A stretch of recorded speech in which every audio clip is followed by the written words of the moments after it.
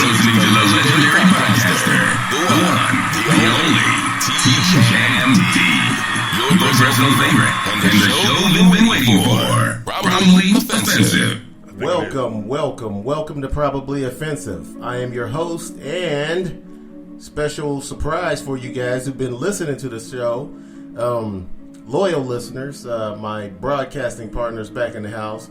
T. Crow, holla at the people, Crow. Hey, people, what's good? I'm back in action. I've been busy working a lot, doing a lot of things, But hey, I'm here today. We're gonna make it shake, man. I'm gonna make you think. I'm gonna bring something to your heads, and I hope you guys appreciate it and walk away thinking it's gonna be live. As I say a lot of times on this podcast, for those of you who have been listening, I know a few of you are been listening every week. I try to bring this podcast to you every Sunday, but sometimes it don't always work out like that. Today is Monday. So we're just one day late with the podcast, but just stay tuned and we'll get it together. You know what I'm saying? But the podcast, we're going to try to put it out every week. So to get started, I want to mention somebody who's passed away, legendary college football coach. Those of you who are sports fans, recognize this name. One Bobby Bowden, coached the Florida State Seminoles for many years. Hall of Fame coach, died at 91 years old. So I want to say condolences to the friends and family of Bobby Bowden. Yeah, I'd like to give a shout out to a local legend football coach, Mike Berry. For those of you who've known him, the sympathies and love, just overwhelmed, Facebook and other forms of social media, and it was a blow to the city. He was such a loving young guy. He coached two of my sons, and he was close to another one. It's just touched a lot of people's hearts. So I like to give my condolences to friends, family, and loved ones. Gone way too soon. And it was great about the love that he received. Okay. Starting out, I guess we could just start out with what do you want to start out with? Well, let's start out with something kind of funny to me. It strikes me weird, man, that when you go to these restaurants, right? And it's not even a restaurant; it's a fast food joint, or you go to Speedway. All these multi-million-dollar, billion-dollar companies. You go pay for you pay for your whatever you're getting, your merchandise. It could be gas, food, it could be whatever, right? And at the end, when you get your change, they always ask, or you pay with your card, would you like to donate? I look at them like, donate what? You just took. Well, you can donate $1 to kids with they always make it something about children. You know what? If I ran a hundreds of $1,000,000 corporation, or / like McDonald's $1 billion corporation, I wouldn't ask you to donate shit. I would give it. Oh, excuse me.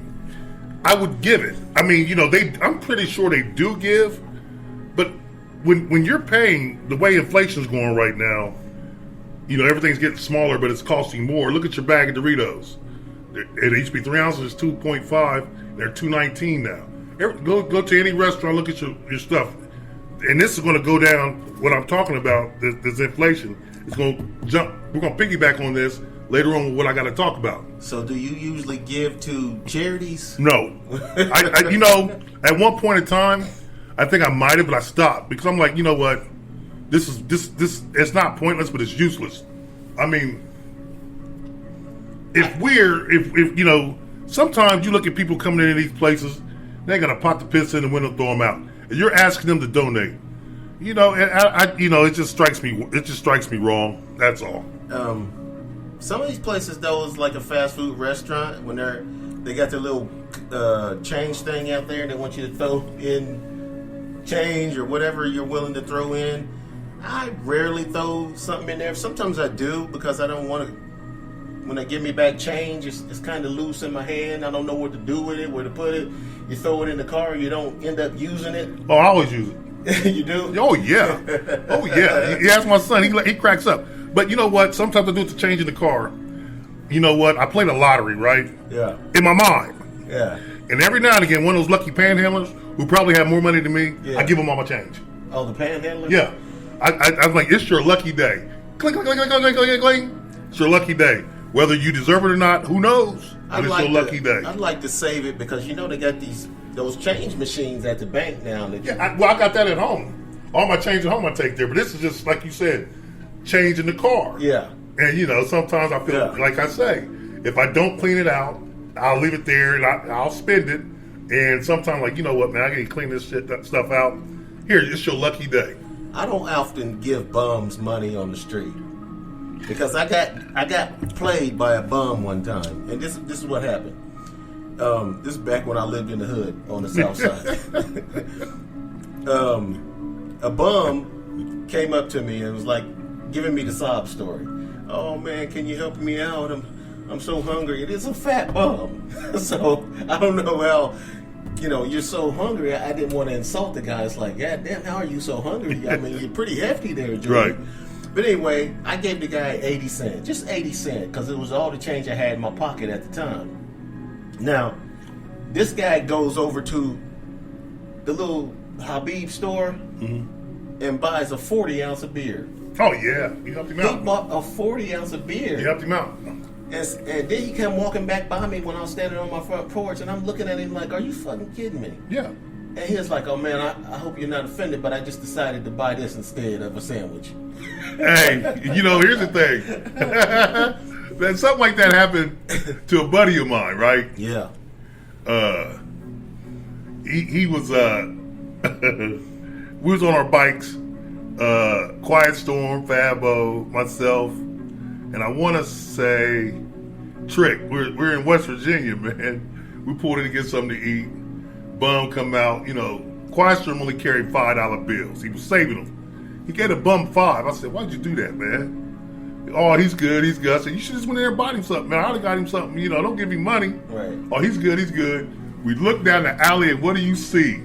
The bum leaning over a dope man car, getting fixed. Quiet Storm, man, this is the funniest stuff I've ever seen. You should have seen the instant look on his face. What? He went from smiling to, hey, only people out there know this story I'm talking about. They know. Yeah. Hey, man, it was so hilarious that when we got with Quiet Storm, he said, hey, you can at least offer me a hit. That's when I lost it, man. Yeah. But yeah, I digress, man, and I got to turn my volume up. Hang on a second. Let me turn this volume up. All right. Moving on. Let's talk about sports a little bit because I wanted to talk. I know, Crow, I know you got something that you want to talk about Simone Biles. Simone Biles and what they did to her. I just wanted to mention before we get to Simone Biles, because I know you want to say something about everybody talking shit about Simone Biles. Most definitely. I can't believe that the USA basketball team actually won a gold medal. You can't believe that? No, because when I watched the team, even though they had Kevin Durant and they had Dame Lillard, I said that's the only two players you need. You can have fill-ins for the rest of them. You should be able to win the gold. Right. But when I watched them during the trials, they were getting their asses kicked. Man, you know why? A lot of them just came back from playoffs. Right. And they weren't feeling it. What didn't count. Yeah, it wasn't real. They weren't jealous. And then you got all the bronophiles, all the bronsexuals, all the whatever you want to call them, the LBJ people. Yeah. KD ain't LeBron. KD sucks. Blah blah. I say, hey y'all, this don't matter. It's practice. Yeah, just give them Hey time. man, KD's the best player in the world right now. They didn't have time. And next thing you know, chemistry. Like I said, what do you know? Yeah. Well, hell's bells. Who won the gold? The USA. Led by who? KD. Okay, enough said. Yeah. Next topic.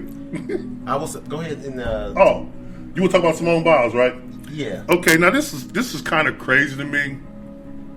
This young woman, man, she's just a metal machine.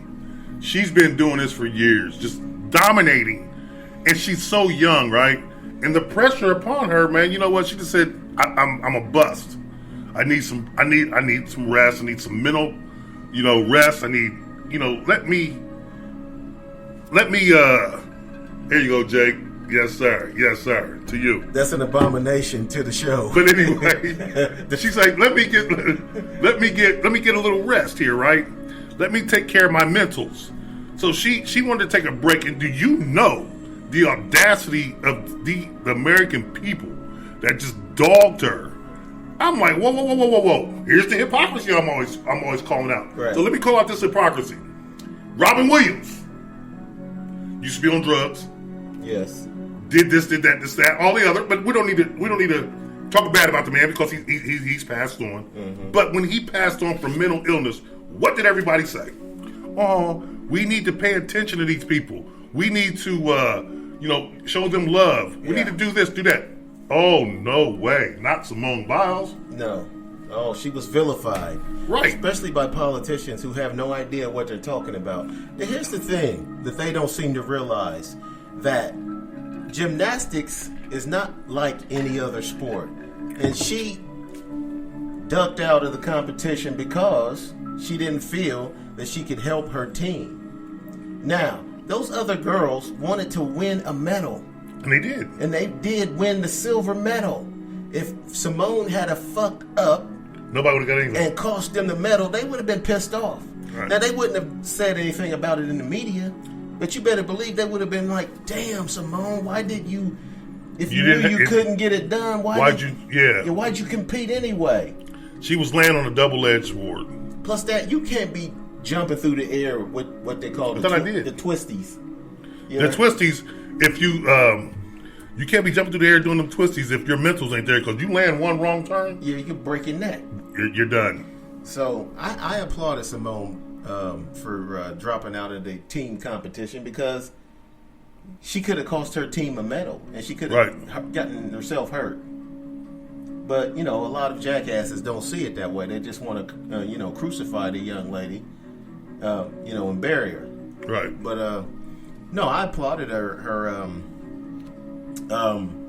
decision. But, moving on, I want to speak a little bit about the Hall of Fame. I know you got you're going to bring up a lot of Pittsburgh Steelers that went into the Hall of Fame. We can skip right over those guys. No, good. We got talk about Jimmy Johnson, one of the greatest coaches who ever lived, who went into the Hall of Fame over the weekend. Unfortunately, the dumbass Jerry Jones fired him when he was in the middle of the Super Bowl run. Yeah. And the Cowboys could have been the most decorated team in the history until the Patriots, the cheaters, taking over with all the Super Bowls that they won. But, you want to comment on the Hall of Fame? Yes, I do. Inductions? Yes. Of course, there was 5 Steelers that got inducted to the Hall of Fame. I don't know about any other team. I remember Calvin Johnson and John Lynch, but, we had a chance years ago. My cousin and I went to the Hall of Fame game. It was beautiful. We didn't stay for the inductions and whatnot. We went to kicking in Cleveland, and we had a blast.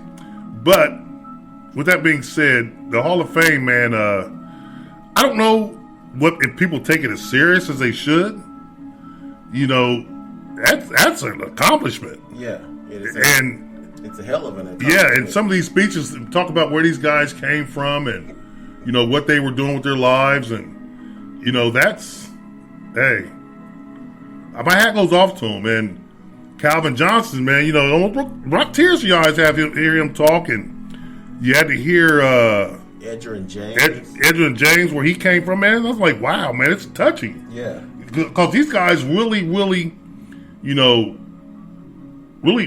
admit something to them. Right. And then you got these bum ass owners who don't care.